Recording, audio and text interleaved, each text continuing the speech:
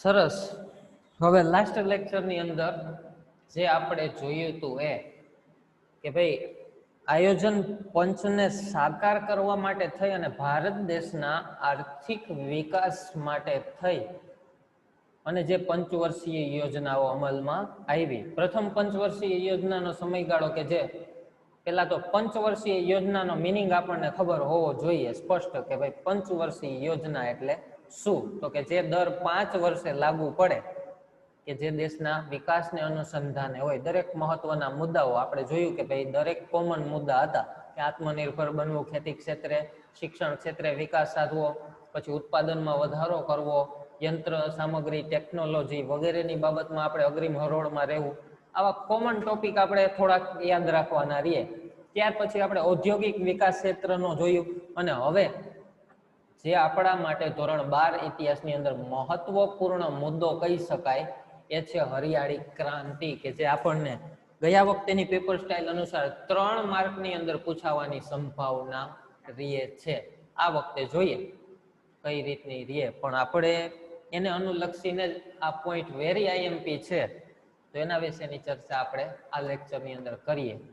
તો ચાલો હવે શરૂઆત એની કરીએ કે હરિયાળી ક્રાંતિ 20મી સદીની એક ખાસ ઉપજ, મહાન ઘટના અને સિદ્ધિ ગણાય છે. કારણ કે પહેલાના સમયની અંદર જોઈએ તો ખેતી ક્ષેત્રે એટલો બધો વિકાસ હતો નહીં, કે ભાઈ સિંચાઈનો અભાવ, ખાતરો નહોતા, એવા બિયારણો નહોતા આપણી પાસે. તો એમાંથી એટલું બધું આપણે આપણી દેશી ભાષામાં વીઘા દીઠ જે ઉત્પાદન લઈએ, આંતરરાષ્ટ્રીય સ્તરે કે દેશ લેવલે હેક્ટર દીઠ કહેવાય, તો આવું ઉત્પાદન પહેલાના સમયની અંદર આપણે મેળવી શકતા નહોતા. તો એને અનુસંધાને કૃષિ ક્ષેત્રે પરિવર્તન લાવવા માટે અને અમૂલ ઉત્પાદન લાવવા માટે થઈને હરિયાળી ક્રાંતિ અસ્તિત્વમાં આવી. અને એની શરૂઆત જે આપણે વેરી ઇમ્પોર્ટન્ટ છે, વન લાઇનર થી લઈને દરેક વસ્તુ, કારણ કે પ્રસ્તાવના જ્યારે પણ બાંધશું તો પહેલા તો એની શરૂઆત આપણને ખબર હોવી જોઈએ કે ક્યાંથી થઈ હતી, તો કે મેક્સિકોમાંથી 1940ની આસપાસ હરિયાળી ક્રાંતિની શરૂઆત થઈ. હવે આપણને ખ્યાલ આવી ગયો કે ભાઈ હરિયાળી ક્રાંતિની શરૂઆત છે તો એ કયા દેશમાંથી થઈ હતી, તો કે મેક્સિકો. એનું પ્રોડક્શન છે, સાલ છે એની 1940. હા, ઉત્પાદિત દેશ સામાન્ય આપણે એમ ના લગતા પાછા એક્ઝામમાં પૂછાય તો ઉત્પાદિત દેશ. શરૂઆત હરિયાળી ક્રાંતિની મેક્સિકોમાંથી થઈ અને ત્યારબાદ ત્યાં સફળતા મળતા વિશ્વના અન્ય દેશોમાં તેનો પ્રસાર વધ્યો હતો. હરિયાળી ક્રાંતિનો સર્વપ્રથમ આપણને મિનિંગ આપ્યો છે કે ભાઈ હેક્ટર દીઠ વધારે ઉત્પાદન આપી શકે તેવા બીજને પૂરતા પ્રમાણમાં રાસાયણિક ખાતર અને જંતુનાશક દવાઓ તથા યોગ્ય પાણી પૂરું પાડીને થતી ઉત્પાદન વૃદ્ધિ. હવે સર્વસામાન્ય આપણને અર્થ આપેલો છે અહીંયા. પેલા તો હેક્ટર એટલે શું, તો કે 1 હેક્ટર બરાબર, એનો અર્થ સર્વસામાન્ય આપણે એ રીતે તારવી શકીએ કે 1 હેક્ટર બરાબર 2.5 એકર. આ એનું પ્રમાણિત માપ છે. પછી પ્રદેશ વાઇઝ આપણે જો ગણના કરીએ ને તો એનું અલગ થઈ જાય. અને આવી રીતે 1 એકર બરાબર 2.5 આપણી ભાષામાં કહીએ તો વીઘા. રેડી? એટલે આવી રીતે કેલ્ક્યુલેશન આપણે કરશું ને તો હેક્ટરનું, તો કે 2.5 એને ગુણ્યા 2.5 એટલે સમથિંગ આપણને તમે કેલ્ક્યુલેશન કરો તો જવાબ આવે 6.15 વીઘા. રેડી? આ પ્રમાણિત થાય. એટલે 1 હેક્ટર બરાબર 6.15 અથવા તો 6.25. આવો જવાબ સમથિંગ આવી શકે. એટલે હેક્ટરનું પ્રમાણિત માપ ઈ છે મારા અંદાજ પ્રમાણે, અહીંયા સુધી મેં જાણ્યું છે ત્યાં સુધી. તો આવી રીતે કીધું છે આપણને હરિયાળી ક્રાંતિનો પહેલા તો અર્થ લખવાનો. 3 માર્કની અંદર પૂછાય તોય ભલે. એક તો એનું ક્યાંથી શરૂઆત થઈ હતી એ, અને બીજું છે કે જે આપણે જોઈ શકીએ કે એનો અર્થ આપ્યો છે કે 1 હેક્ટર દીઠ, એક તો શું તો કે વધારેમાં વધારે આપણને ઉત્પાદન આપી શકે, બરોબર, વધુમાં વધુ ઉત્પાદન આપી શકે એવા જે આપણે વાવીએ છીએ બીજ, એ પૂરતા પ્રમાણમાં રાસાયણિક ખાતર અને જંતુનાશક દવાઓ તથા યોગ્ય પાણી પૂરું પાડીને થતી ઉત્પાદન વૃદ્ધિ અથવા તો ખેતી, પણ અહીંયા આપણે ઉત્પાદન વૃદ્ધિ લખશું કે ભાઈ એક હેક્ટર દીઠ વધારે ઉત્પાદન આપે એવા બીજ હોય. અને બીજું શું કે જ્યારે મોલ ઉત્પાદન થવા માંડે એટલે કે છોડનો વિકાસ થાય તો ત્યારે જે કંઈ પણ એ છોડને પ્રોત્સાહિત કરે એવા રાસાયણિક ખાતરો અને જંતુનાશક જે દવાઓ છે જેથી કરીને છોડને નુકસાન ન થાય કે કોઈ એવા જીવજંતુઓ એમાં પ્રસરી ન જાય જેથી કરી અને એ બગડે નહીં એની કાળજી રાખી અને યોગ્ય પાણી પૂરું પાડીને થતી ઉત્પાદન વૃદ્ધિ એને કહેવાય આપણે હરિયાળી ક્રાંતિ. એટલે આ અર્થ તમારે ખાસ નોટ કરવાનો રહેશે અહીંયા કે જે હરિયાળી ક્રાંતિનો પ્રણેતા દેશ એવો મેક્સિકો 1940 ની આસપાસ. ભારતમાં ખેતી ક્ષેત્રે આધુનિકીકરણ આવવાથી અનાજના ઉત્પાદનમાં નોંધપાત્ર વધારો થઈ શક્યો છે કે ભાઈ પહેલાના સમયની ખેતી જોઈએ અને હાલની ખેતી જોઈએ. આપણે અગાઉ પણ કીધું કે પ્લસ પોઈન્ટ હોય તો માઇનસ હોય જ. હવે આપણને એમ થાય કે અહીંયા ટોપિકમાં આપ્યું છે કે ભાઈ રાસાયણિકથી તો હવે નુકસાન ઘણું બધું થાય છે, પણ આપણે એ વિચારવાનું નથી, આપણે માત્ર ઉત્પાદન ક્ષેત્રે વિચારવાનું છે. હવે તો આપણે જોઈએ છીએ ઓર્ગેનિક ખાતરો પણ આવતા જાય છે જેથી કરીને ફાયદો ઘણો બધો થાય છે, પણ એના વગર ઉધાર પણ નથી કે જો જીવાત કે જંતુઓ લાગુ પડી જાય તો એ છોડનો નામશેષ થઈ જાય. તો ફરી પાછો ખર્ચ આપણો છે એ ઘણો બધો વધી જાય. ખેતી ક્ષેત્રે દેશમાં વિવિધ ક્રાંતિઓની હારમાળા સર્જાઈ છે કે ભાઈ ખેતીમાં જાજુ કલ્પના ન કરી શકીએ એવડું પરિવર્તન આવ્યું. કોને આભારી? તો કે માત્ર ને માત્ર હરિયાળી ક્રાંતિને આભારી છે. જેમ કે કૃષિ વિકાસ માટે હરિયાળી ક્રાંતિ, જો અલગ અલગ ટોપિક આપણને આપ્યા છે, કૃષિમાં વિકાસ લાવવા માટે થઈને કઈ ક્રાંતિ અમલમાં આવી? તો કે હરિયાળી ક્રાંતિ. પછી દૂધ ઉત્પાદનમાં શ્વેત ક્રાંતિ આપ્યું છે સ્પષ્ટ કે દૂધ ઉત્પાદન માટે શ્વેત ક્રાંતિ, કૃષિના વિકાસ માટે હરિયાળી ક્રાંતિ, અને રાસાયણિક ખાતરનું ઉત્પાદન કરવા માટે થઈ અને કઈ ક્રાંતિ અમલમાં આવી? તો કે ભૂરી ક્રાંતિ તરીકે ઓળખવામાં આવ્યું. જો અલગ અલગ છે તો પછી તેલીબિયાનું ઉત્પાદન કરવા માટે કઈ ક્રાંતિ? તો કે પીળી ક્રાંતિ. પીળી શું કામ? કે તેલનો કલર આપણે જોઈએ કે ક્યાંક ને ક્યાંક આછો પીળાશ પડતો હોય સામાન્યતઃ, કે જેની અંદરથી આપણને તેલ મળી રહે, ચાહે મગફળી હોય, સોયાબીન હોય કે કપાસ હોય કે જે કાંઈ પણ હોય, કપાસિયાનું તેલ, ના તેલ. માંસ અને ટમેટાના ઉત્પાદન કરવા માટે થઈને લાલ ક્રાંતિ, બરોબર, કારણ કે માંસ હોય તો એનો રંગ પણ કેવો અને ટમેટાનો રંગ પણ કેવો? તો કે બંનેનો રંગ વધારે પડતો લાલ જ હોય છે, તો લાલ ક્રાંતિ એના માટે ઉપરથી નામ રાખી દીધું. બટાકાનું ઉત્પાદન કરવા માટે, બટેકો સર્વસામાન્ય આમ આપણે જોઈએ તો આકારમાં ગોળ હોય છે, તો એની આવી છે ગોળ ક્રાંતિ કે જે બટાકાના ઉત્પાદન માટે છે. એટલે આવી અનેક ક્રાંતિઓ લઈ અસ્તિત્વમાં આવી અને એને હિસાબે અમૂલ ઉત્પાદન ભારત દેશની અંદર કરવાના ધ્યેયો સિદ્ધ થયા. નવી ટેકનોલોજીનો વધુ ને વધુ ઉપયોગ માટે દેશના ખેડૂતો જાગૃત અને ઉત્સાહી બનતા જાય છે કે ભાઈ હવે તો આપણે આધુનિકીકરણ થઈ ગયું છે. ભલે શોષણ બીજા નંબરની વાત છે કે ખેડૂતોનું હજી હાલમાં દેશમાં શોષણ થાય છે. પેલા અંગ્રેજોએ કર્યું, હવે ક્યાંક ને ક્યાંક એને પૂરતા પ્રમાણમાં ભાવ નથી મળતા. આવા ઘણા બધા પ્રશ્નો હોય, પણ એની સાથે આપણે જોઈ શકીએ કે સવલત અને સુવિધાઓમાં પણ વધારો થયો છે. પેલા બળદગાડું હતું તો હવે ટ્રેક્ટરો આવી ગયા.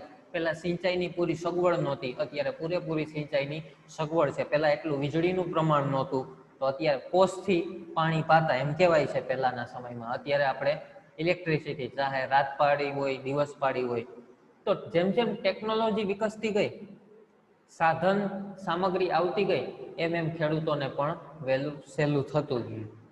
ખેતી ક્ષેત્રે ઘઉંનું વધુ ઉત્પાદન થકી આપણે સ્વાવલંબી બની શક્યા કે ભાઈ ઉત્તર પ્રદેશ અને પંજાબ, એમાંય પંજાબને તો ઘઉંના કોઠાર તરીકે ઓળખવામાં આવે કે સૌથી વધુ ઉત્પાદન ભારત દેશની અંદર ઘઉંનું ઉત્પાદન કરતા પ્રદેશો છે તો એ છે પંજાબ અને ઉત્તર પ્રદેશ.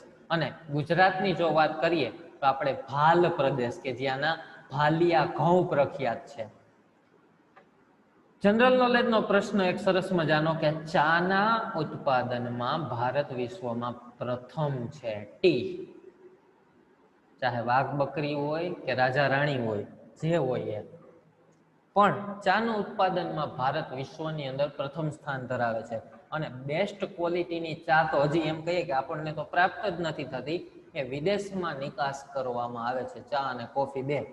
ચા માટેનો પ્રદેશ છે અસમ અને કોફી માટે કર્ણાટક. કર્ણાટકની અંદર આવેલો કુર્ગ નામનો પ્રદેશ છે, ત્યાં કોફીનું સૌથી વધુ ઉત્પાદન થાય.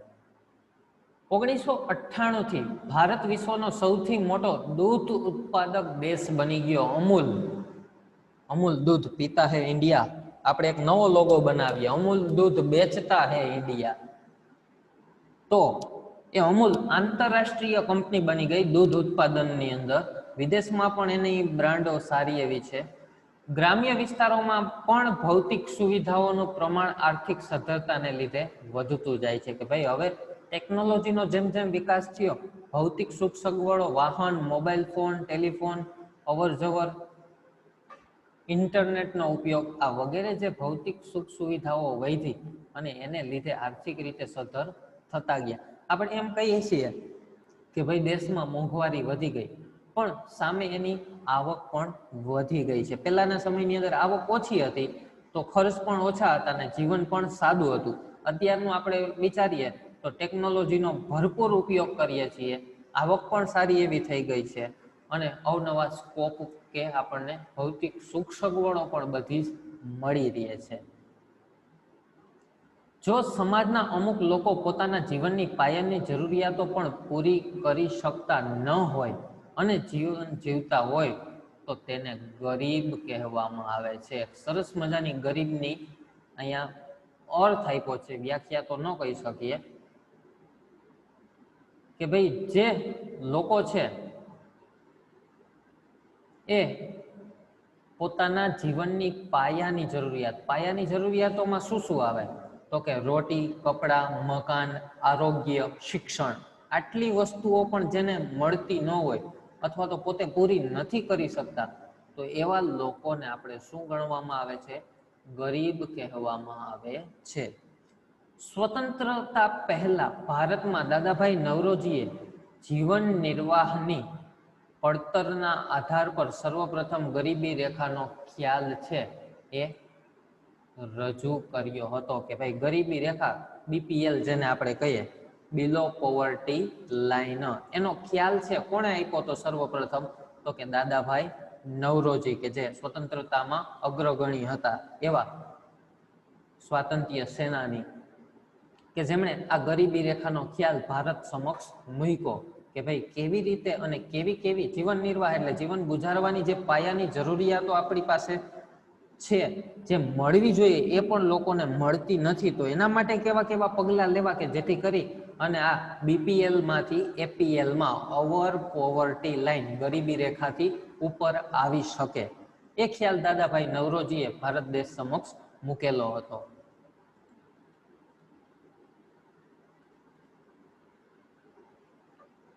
સ્વતંત્રતા બાદ ની જો આપણે વાત કરીએ તો આર્થિક અસમાનતા દૂર કરવા ગરીબી નિવારણના કાર્યક્રમો અમલી બનાવાયો કે ભાઈ આર્થિક અસમાનતા, કે ભાઈ ધનિક વર્ગ છે આજે જોઈ શકીએ, આજે હાલની તો કે 2020માં પણ કે પૈસાદારનો જે વર્ગ છે એ પૈસાદાર જ થતો જાય છે, મધ્યમ વર્ગ પીસાય છે અને ગરીબોનું સંપૂર્ણ શોષણ થાય છે. તો આ આર્થિક અસમાનતા છે કે પેલો મજૂર છે કે ખેત મજૂર હોય કે ઔદ્યોગિક મજૂર હોય કે જે કોઈ પણ હોય, તો ક્યાંક ને ક્યાંક આપણી એ કાર્યક્રમોને હજી અમલી બનાવી શકવામાં નિષ્ફળ રહ્યા છે, કે જેને માનદ વેતન કહી શકાય, કે આખા દિવસની 8 કલાકની મજૂરી કર્યા બાદ પણ એને જે 500-700 રૂપિયા પર ડે ના જે સરકારશ્રીએ નક્કી કર્યા હોય મળવા જોઈએ, એ હજી મળી શકતા નથી, અથવા તો બેકાર રહે છે. અને એને હિસાબે પણ આપણે અર્થશાસ્ત્રની ભાષામાં કહીએ તો ગરીબી દેશમાં વધતી જણાય છે. તો એ કઈ રીતે નિવારણ લાવી શકાય એવા કાર્યક્રમ પણ અમલી બનાવ્યા. પંચવર્ષીય યોજનાઓ થકી રાષ્ટ્રીય આવક અને માથાદીઠ આવકમાં વધારો થયો, કે ભાઈ માથાદીઠ આવક છે એનું સૂત્ર સર્વસામાન્ય છે કે ભાઈ દેશની માથાદીઠ આવકનું સૂત્ર શું છે? તો કે એક સિમ્પલ છે, તમે કદાચ અર્થશાસ્ત્રમાં ભણ્યા હશો.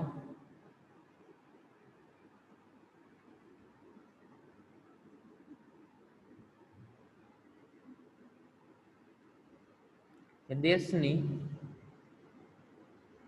કુલ વસ્તી ભાગ્યા દેશની કુલ આવક.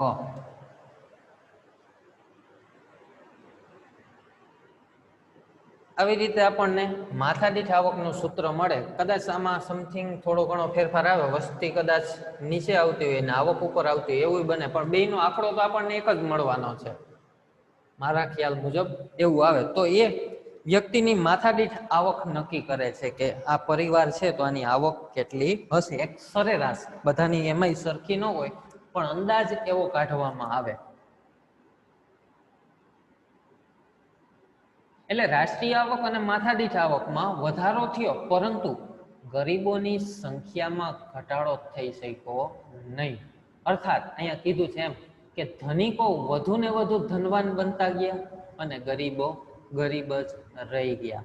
કે જે પાયાની સવલતો છે ગરીબ સુધી મળવી જોઈએ એને અનુસંધાને આ પંચવર્ષીય યોજનાઓ અમલમાં આવી હતી, પણ હજી ક્યાંક ને ક્યાંક એમાં ખામીઓ રહી ગઈ છે.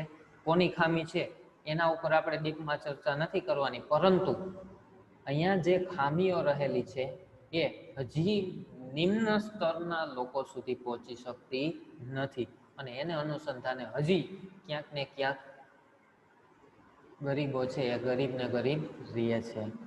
નિરક્ષરો મોટા ભાગે ગરીબ જ રહે છે, કે જેનામાં શિક્ષણનું પ્રમાણ નથી, કારણ કે એ કઈ જાણવાના નથી. પોતે મજૂરી કરે છે, પોતાનું પેઢી પણ મજૂરી જ કરશે એવા જ વિચારો એ ધરાવતા હોય છે. પરિવાર નિયોજન કાર્યક્રમને ગરીબી વર્ગમાં અસરકારક રીતે લાગુ કરી શકાયો નથી. પરિવાર નિયોજન એટલે કે બહુ બે દાંપત્ય હોય તો એના વધારે સંતાન હોવા જોઈએ નહીં. ટૂંકમાં કહીએ તો અમે 2 અને અમારા વધીને 2, એ પરિવાર નિયોજનનો જે કાર્યક્રમ હતો એ ગરીબો સુધી પહોંચી શક્યો નથી. આજે જોઈએ કે આપણે ઘણી વખત રેલવે સ્ટેશન, બસ સ્ટેશન, ચોપાટીના કિનારાઓ પર ઘણા બાળકો છે એ ભીખ માંગતા નજરે જોવા મળે, અથવા તો ક્યાંક ઝોપડપટ્ટીની અંદર આપણી નજર ગઈ હોય તો 2 દાંપત્ય હોય અને એના 7, 8, 10 આવા એના છોકરાઓ હોય. એટલે કે પરિવાર નિયોજનનો અહીંયા અભાવ જોવા મળે અને એને પરિણામે પણ એ લોકો ગરીબ બને છે. આથી વસ્તી વધારાને લીધે પણ ગરીબાઈનું પ્રમાણ વિશેષ જોવા મળે છે, કે મોટામાં મોટો ભારત દેશને જો કંઈ પરિબળ અસર કરતું હોય કે વિકસિત નથી થવા દેતું તો એ છે વસ્તી વધારો. ગરીબાઈની સમસ્યાનો હલ કપરો છે, પરંતુ અશક્ય નથી. કે ભાઈ એક તો શિક્ષણનું પ્રમાણ હજી આપણા દેશમાં હાલની તકે પણ ઓછું કહી શકાય, જે ગરીબોમાં જ નથી, પણ અશક્ય કોઈ આ દુનિયામાં વસ્તુ નથી. શિક્ષણનો પ્રચાર પ્રસાર ઉત્પાદનમાં અનાજ અને કૃષિ ક્ષેત્રે પ્રાધાન્ય આપવું જ રહ્યું. કે જો એક તો ગરીબાઈ હટાવવી હોય તો એના માટે શિક્ષણનું પ્રમાણ વધારવું પડે, એનો પ્રચાર અને પ્રસાર, ગરીબોને શિક્ષણ મળવું જોઈએ. તો શિક્ષણ પહેલા પણ આપણે જે જોઈએ છે એ પાયાની સવલતો, કે રોટી, કપડા, મકાન, આરોગ્ય અને શિક્ષણ, આટલી વસ્તુ મળશે તો એ કંઈક આગળ વિચારી શકશે. પછી ઉત્પાદનમાં અનાજ અને કૃષિ ક્ષેત્રને પ્રાધાન્ય આપવું પડે, કે ઉત્પાદનમાં કઈ રીતે વધુ પ્રમાણમાં અનાજ મેળવી શકીએ, એ પણ સારી ક્વોલિટીનું, જેથી કરીને આપણે વિદેશ નિકાસ સુધી પહોંચી શકીએ. વાજબી ભાવે ગરીબોને આવશ્યક ચીજ વસ્તુ મળી રહી. આજે જોઈએ કે આપણે ઓલે અનાજની ને છે જે સરકાર તરફથી ગરીબોને આપવામાં આવે, ખાસ કરીને બીપીએલ કાર્ડ ધારકોને ચોખા, દાણા, ખાંડ ને એવી ચીજ વસ્તુઓ મળી રહી છે. વ્યાજબી ભાવની દુકાનો છે જ્યાંથી એની જીવન જરૂરિયાતની આ બધી વસ્તુઓ મળી રહે અને પોષણક્ષમ આહાર થકી દેશના વિકાસમાં યોગદાન આપી શકે તે જોવું રહ્યું કે ભાઈ ગરીબો છે તો એને આહાર ન મળતો હોય તો પોષણયુક્ત જેમાંથી એને એનર્જી મળી રહે એ આહાર એને મળવો જોઈએ, નહીતર ક્યાંક ને ક્યાંક રોગ એના શરીરમાં ઘર કરી જાય એવું પણ બને. તો આ જોવાનું કાર્ય પણ છે જેથી કરીને દેશનો વિકાસ થઈ શકે. પછી આર્થિક અસમાનતામાં ઘટાડો પણ મુખ્ય છે કે ભાઈ એકની આવક અકલ્પનીય હોય. આપણે કીધું ને કે ધનિક વર્ગ છે ધનવાન જ બનતો જાય છે અને ગરીબ રોડ રસ્તા ઉપર જ રહી જાય છે. પરંતુ આ બધી બાબતોનો આધાર દ્રઢ રાજકીય નિર્ધાર અને પ્રજાના સહકાર ઉપર રહેલો છે. કે પેલો ટોપિક છે રાજકીય નિર્ધાર, કે કેવા પક્ષો શાસક કરે છે ને પ્રજાનું કેવું કલ્યાણ કરવા અને કેવી કેવી નીતિઓ અમલમાં લાવી શકે. બાકી તો આપણને ખ્યાલ જ હોય છે કે વોટ માંગતી વખતે કેવા કેવા વાયદાઓ કરે છે અને પછી કેવી છટકબારીઓ હોય છે. એટલે દ્રઢ રાજકીય નિર્ધાર હોવો જોઈએ અને સાથે સાથે પ્રજાનો સહકાર પણ હોવો જોઈએ, ત્યારે ડેવલપમેન્ટ શક્ય છે.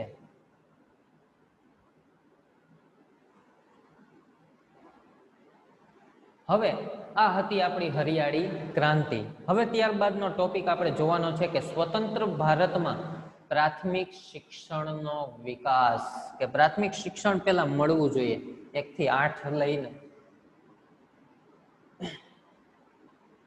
બ્રિટિશ અમલ દરમિયાન ભારતમાં શિક્ષણ ક્ષેત્રનો કોઈ નોંધપાત્ર વિકાસ થઈ શક્યો નહીં, પરંતુ આધુનિક શિક્ષણની શરૂઆત ચોક્કસ થઈ શકી. કે ભાઈ મેકોલો નામના ધારાશાસ્ત્રી 1830 થી 33 ગાળામાં અંગ્રેજી શિક્ષણ ફરજિયાત કર્યું, કે ભારતના વર્ગને શિક્ષિત કરતા ગયા છે ધીમે ધીમે. પણ એટલો બધો બ્રિટિશ ગવર્મેન્ટ જ્યાં સુધી ભારતમાં હતી ત્યાં સુધી શિક્ષણમાં આપણો એવડો વિકાસ થઈ શક્યો નહીં. પણ ત્યારબાદની આપણે વાત કરીએ તો અત્યારે તમે ને હું બધા આપણે મેળવીએ છીએ એ છે આધુનિક શિક્ષણની શરૂઆત તો ચોક્કસ થઈ ગઈ.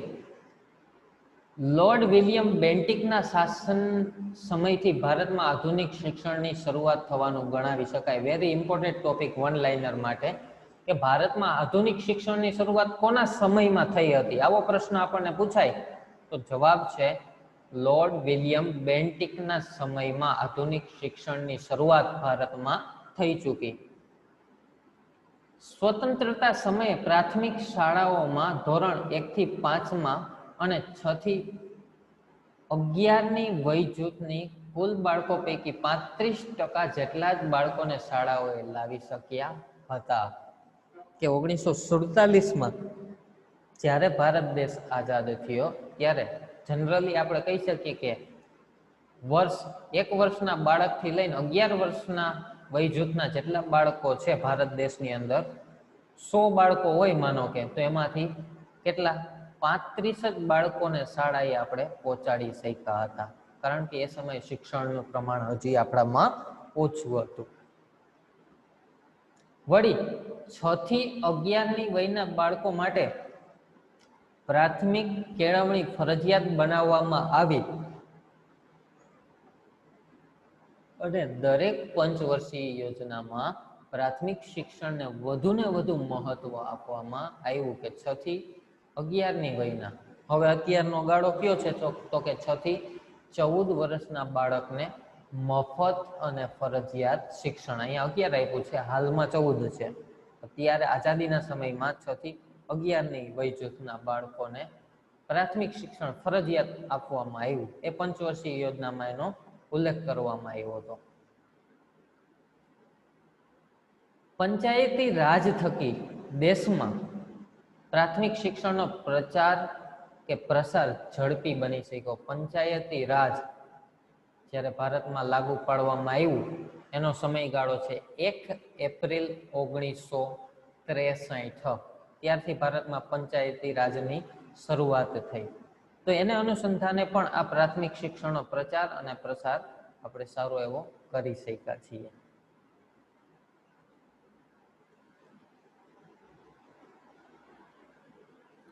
ભારત સરકારે પ્રાથમિક શિક્ષણમાં બુનિયાદી શિક્ષણનો સિદ્ધાંત સ્વીકાર્યો. જો કઈ શિક્ષણ? બુનિયાદી એટલે પાયાનું, કે જેની અંદર બાળક કંઈક આત્મનિર્ભર બને અને એમાં વિચારતું થાય. તે બુનિયાદી શિક્ષણનો સિદ્ધાંત અહીંયા અસ્તિત્વમાં આવ્યો. શ્રી બીજી ખેરના અધ્યક્ષપણા હેઠળ એક સમિતિની નિમણૂક થઈ 1948માં, જેણે 3 પંચવર્ષીય યોજનાના ગાળા દરમિયાન દેશમાં સંપૂર્ણપણે બુનિયાદી શિક્ષણ દાખલ કરવાનું નક્કી કર્યું. બુનિયાદી એટલે પાયાનું, લખતા વાંચતા શીખે એ કહી શકાય. લખતા વાંચતા અને પછીનું છે વિચારતા.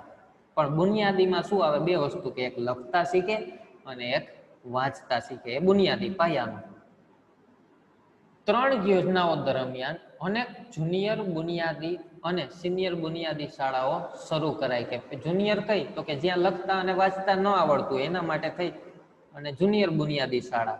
અને ત્યારબાદ એ શીખી જાય તો પછી કંઈક આગળ નવું એટલે કે વિચારતા, એ સિનિયર બુનિયાદી શાળા.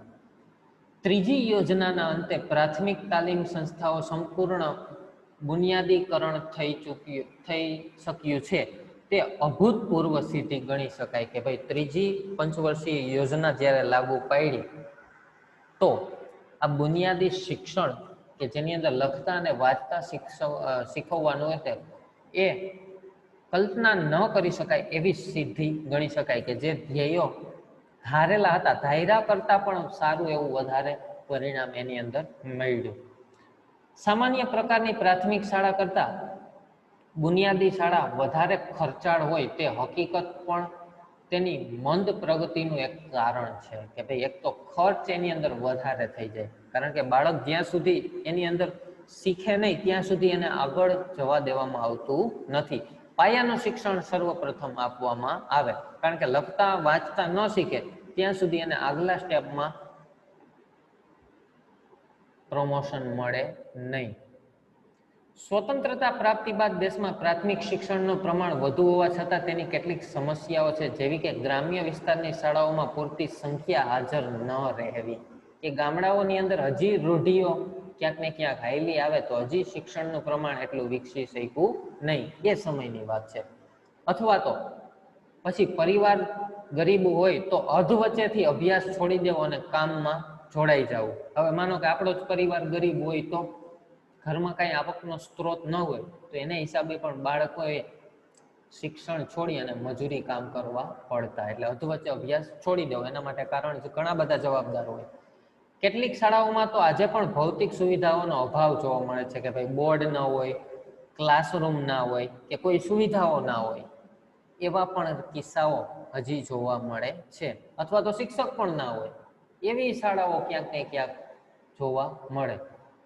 ગ્રામ્ય વિસ્તારોમાં સરકારે તેમજ ગ્રામ પંચાયતો આ ક્ષેત્રે સજાગતા કેળવી સમસ્યાઓનું નિવારણ લાવી શકે. કારણ કે દરેક જગ્યાએ સરકાર પહોંચી નથી શકવાની, તો એના માટે ગ્રામ પંચાયત અને ત્યાંના જાગૃત લોકોએ પણ આગળ આવવું પડશે, જેથી કરી અને શિક્ષણ ક્ષેત્રે વિકાસ સાધી શકાય. બરોબર? તો આ હતું સ્વતંત્ર ભારત પછીનું આપણું શિક્ષણ. હવે સ્વતંત્ર ભારતમાં ઉચ્ચ શિક્ષણનો વિકાસ છે એ આપણે પછીના લેક્ચરમાં નિહાળશું.